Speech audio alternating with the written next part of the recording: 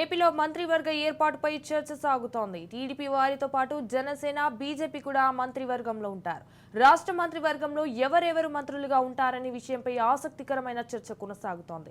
అయితే కోనసీమలో మంత్రి పదవులపై పోటీ పడుతున్న పలువురు ఎమ్మెల్యేలు పైరవీలు మొదలుపెట్టారు.